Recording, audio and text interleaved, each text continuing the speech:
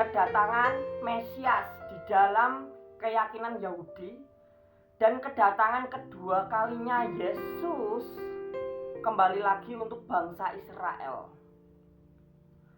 Di mana bangsa Israel ini menjadi bangsa yang istimewa di hadapan Tuhan semesta alam, berbeda dari bangsa-bangsa yang lain. Bangsa Israel ini merupakan satu-satunya bangsa yang menjalin interaksi atau hubungan langsung dengan Tuhan Allah mereka, yaitu Allah Yahweh. Dari bapak bangsa Israel, Ibrahim atau Abraham, Bapak Abraham sudah berinteraksi dengan Tuhan Allahnya, Allah Yahweh. Nabi Musa juga berinteraksi langsung dengan Allahnya, Allah Yahweh. Nabi Ayub juga berinteraksi langsung dengan Allahnya, Allah Yahweh. Bahkan Nabi Daud juga sama berinteraksi langsung dengan Allah Yahweh. Bapak Abraham, Nabi Musa, Nabi Ayub, Nabi Daud, semuanya adalah nabi-nabi besar dari Israel, dari bangsa Israel. Nabi Ayub adalah seorang bangsawan besar bangsa Israel yang dia dicobai oleh iblis atas seizin Tuhan. Iblis memberikan cobaan yang luar biasa. Harta bendanya dilenyapkan, anak-anaknya dimusnahkan, istrinya pergi meninggalkannya, sampai tubuhnya memiliki penyakit yang menakutkan dan mengerikan.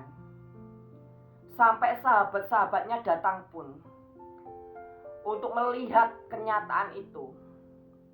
Dan sampai-sampai semua sahabat-sahabat terdekatnya, mereka semua sampai syok dan terkejut melihat keadaan Ayub. Bukan hanya itu aja, Nabi Daud, seorang anak kecil yang awalnya tidak pandai bermain senjata, hanya bisa bermain kayak ketapel, lalu memegang kecapi musik ya, memegang alat musik kecapi, menggembalakan domba, hanya beberapa aja.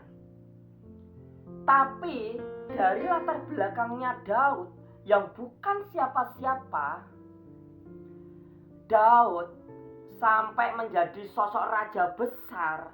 Dia benar-benar disertai oleh Tuhan semesta alam. Daud, nabi besar bangsa Israel,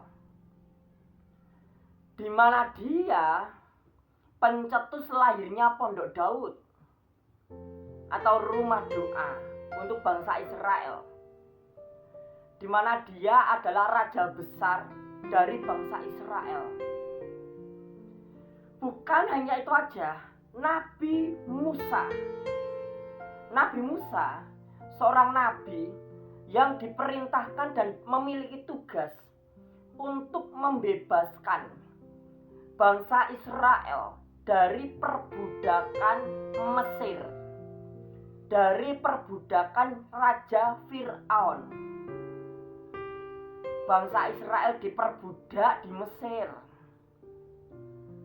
Lalu Musa diutus untuk membebaskan bangsa Israel dari perbudakan Fir'aun di tanah Mesir. Bahkan Tuhan bersedia menjatuhkan 10 tulah di atas Mesir hanya untuk membebaskan bangsa Israel. Bahkan Tuhan sampai menyertai Musa membelah Laut Merah, membuka jalan untuk bangsa Israel. Karena begitu istimewanya bangsa Israel di hadapan Tuhan semesta alam. Bukan hanya itu aja, Abraham, bapaknya bangsa Israel, seorang nabi yang berinteraksi langsung dengan Tuhan. Janji antara Tuhan kepada Abraham bahwasanya Abraham akan menjadi bapak banyak bangsa. Dia akan memiliki keturunan yang melimpah-limpah, bagaikan bintang di angkasa dan bagaikan pasir di pantai. Dan Abraham hanya bisa mengimani, di mana Abraham ini sudah mengikat janji suci kepada Allah Yahweh, Allahnya Abraham, bahwasanya sampai selama-lamanya keturunan Abraham akan disertai Allah Yahweh. Dan hati Allah Yahweh akan diberikan kepada keturunan-keturunan Abraham sampai selama-lamanya. Dan kita tahu Tuhan Allah, Dia adalah Tuhan yang setia. Dia adalah Tuhan yang sangat setia. Dia maha setia. Kesetiaannya tidak terbatas oleh ruang dan waktu. Apapun yang dilakukan bangsa Israel ketika dikecam dunia, tapi dia disertai Allah Yahweh. Di mana Mesias yang diyakini bangsa Israel atau Yesus Kristus yang datang kedua kali untuk dunia, terutama bangsa Israel, di mana Mesias akan datang kepada bangsa Israel dikala perang dunia ketiga, perang Armageddon sudah ditabuh di dunia. Perang besar itu sudah nyata. Ketika bangsa Israel akan dimusnahkan dari muka bumi ini, maka Mesias akan datang ke tanah Israel. Mesias akan mencabut roh-roh dari orang-orang yang dia pilih. Darah dan daging bangsa Israel akan dia ambil roh jiwanya. Dia akan memohon kepada Tuhan untuk menciptakan orang itu lagi. Orang yang sama yang mati di dalam perang dunia ketiga di zaman ini, dia ambil dan akan dihidupkan kembali di zaman baru. Di mana Yesus datang untuk memilih orang-orang yang dia pilih. Mesias pasti datang. Mesias pasti hadir ketika bangsa Israel berperang dan kehancuran itu nyata.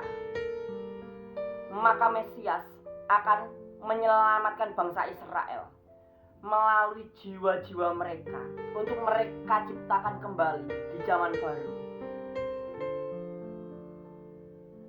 Di mana ini sungguh-sungguh luar biasa.